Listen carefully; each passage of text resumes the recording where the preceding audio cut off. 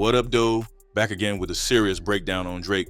Yeah, the same dude everybody and their cousins always calling one of the biggest in the game. Lately, word's been going around that he might not have even written some of his most lyrical joints, like those timestamp tracks, 5 a.m. in Toronto, 4 p.m. in Calabasas, Draft Day. This isn't your everyday rumor either.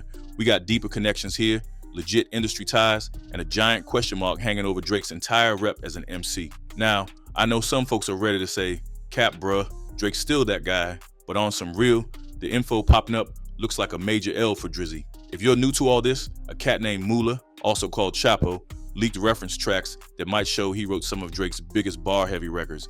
And if that's even halfway real, Drake's credibility as a top-tier lyricist is basically hitting the floor. Trust, OVO stans do not want people to hear about this. They're saying it's made up or it's out of context. But we gotta talk about it. If Drake was never the real pen behind those big I'm Spittin' Bars records, that changes the entire conversation around his legacy. So do me a favor before we dive in. Drop a like, sub if you're feeling the vibe, and let's chop it up.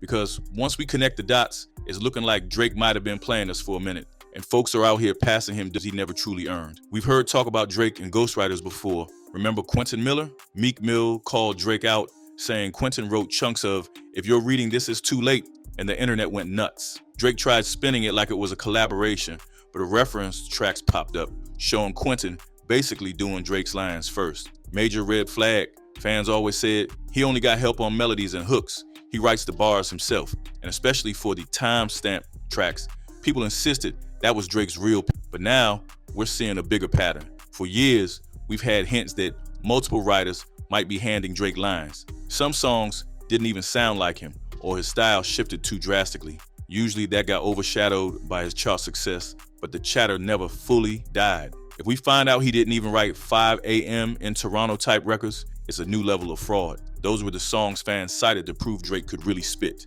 If those aren't truly his bars, it's a huge blow to his credibility. So, who's this Mula cat? Some random troll? Not exactly. According to people like Jay Nolan, who's done legit research, Mula used to be signed under Harvey Mason Jr., head of the Recording Academy.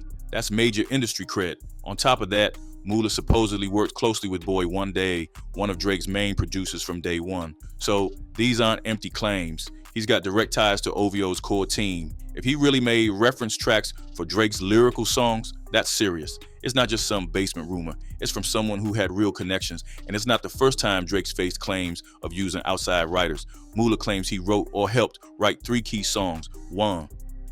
5 a.m. in Toronto. 2. 4 p.m. in Calabasas. 3. Draft Day. These are some of Drake's biggest bar fests. No catchy hook, just him rapping like he's out to prove something. Fans in Detroit, Atlanta, everywhere gave him respect for those tracks. They showed Drake could spit without leaning on pop hooks. If it turns out another guy penned them, it's like finding out the local diner's homemade chili is actually canned. Drake built these joints up as the times he got real personal, calling out industry politics or subbing other rappers. But if the pen behind them wasn't his, then we're just listening to an actor reading lines. That's not the essence of a real MC. We have to remember how huge Drake is. Dude was second only to Taylor Swift at one point in label priority. When you're that big, labels give you top producers, top writers, whatever it takes to stay on top. It's normal for pop stars, but in hip hop, writing your own bars is a big deal. If you're not doing that, you're basically wearing a mask. So maybe Drake just leveraged the pop approach in a rap setting. He's been sold as both a pop sensation and a lyrical heavyweight. But if these reference leaks are true, maybe he was never that real MC. He's more of a brand the label used to dominate charts, and a team of writers made sure each project was bulletproof. Over the last couple years, Drake seemed off. For All the Dogs, got mixed reactions. People said the writing was weak, and it looks like he's scrambling. Could it be that the ghostwriters aren't around anymore, or the label isn't shielding him as much? If he used to rely on a team for big, lyrical moments, maybe that pipeline dried up.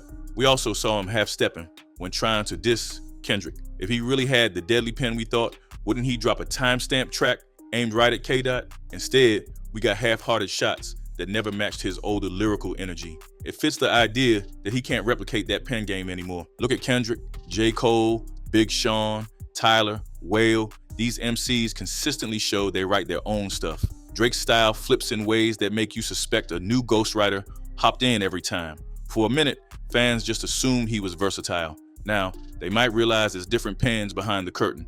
Once you become a top earner for the label, you get a full suite of resources, top producers, marketing, and yes, top writers. In rap, this is kept low-key because authenticity is huge. But if you funnel the best writers into sessions, you end up with a polished product that fans think came from the artist alone. That's how you keep everyone believing you're the total package, singing, rapping, dominating charts. Back when Drake was dropping Started from the Bottom and Over, folks assumed he balanced a mainstream appeal with real rap.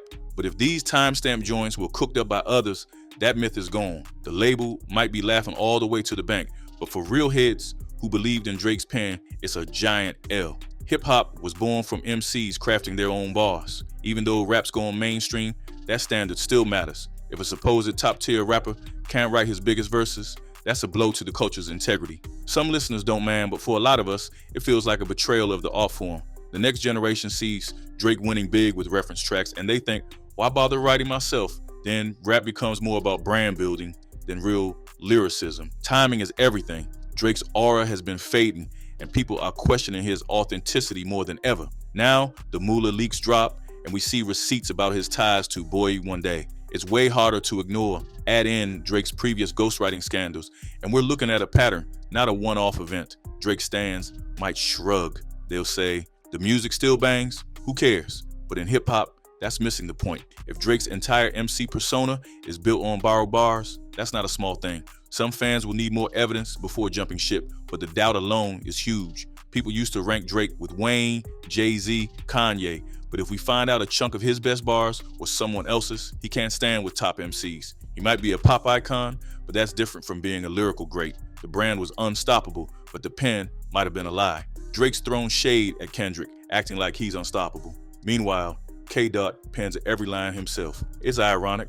Drake implied Kendrick was an industry darling, but now Drake looks like the one who had the label's writing machine at his beck and call. He might ignore it, hoping fans move on, or he might drop some track denying it all. But these claims are louder than ever. If Moolah or others have more receipts, Drake could be in serious trouble. Coming clean might kill the real MC myth, but denial risks bigger backlash. Either way, the rap community might start separating him from artists who truly write their own verses. It's worth thinking back on how Quentin Miller got roped into this. Meek Mill accused Drake of letting Quentin write chunks of his mixtape, and people went wild. Reference tracks popped up, showing Quentin practically rapping Drake's lines. At the time, Drake dropped distractors like Charged Up and Back to Back, diverting attention, but the ghostwriting talk never fully died. Now, with Moolah, it's like history repeating itself. Let's also acknowledge Drake's supporters who genuinely don't mind who wrote what. As long as the music vibes, they're good. For them, it's pop entertainment, not a lyrical Olympics. But for many hip-hop heads, writing is half the battle, especially if you're claiming to be a top MC. That's where Drake draws the line in the sand. Is he a pop star or a real rapper? If Drake manages to shrug this off, maybe we'll see more manufactured rappers. Labels find a face, hire a stable of writers, and push out hits. Authentic bar spitting might shift to a niche. On the flip side, if fans push back, we could see a renewed interest in MCs who proudly show their writing process. It's a fork in the road for rap culture. So that's the broader context. Drake's ghostwriting allegations aren't just a one-off rumor. They hint at a deeper system behind his biggest tracks. With Moolah claiming credit for those serious joints, the story of Drake as a top MC might be smoke and mirrors. Some fans won't care, others see it as a betrayal. Either way, the rap conversation is changing. Sound off below. Do these leaks knock Drake down on your list of rap greats? Are you still handing out this to him, or is this the final straw? Drop a like if you think bars should come from the artist, and hit subscribe if you want more straight talk on the culture. Whatever happens next, keep your ears open. This might be the tip of a bigger iceberg. Hip-hop has always been about speaking your truth, writing your own rhymes, and showing the world your unique perspective. If a superstar like Drake is using reference tracks for songs that were supposed to be his rawest moments, it sparks a bigger question. How many of our other favorite MCs might be doing the same? Are we in an era where success and numbers outweigh originality and penmanship? These are the questions fans from Detroit to LA and beyond are wrestling with. Some are cool with the idea that rap is evolving into a more collaborative space, while others feel like we're drifting too far from hip-hop's realness. Either way, Drake's situation might push the culture to decide where it wants to go next.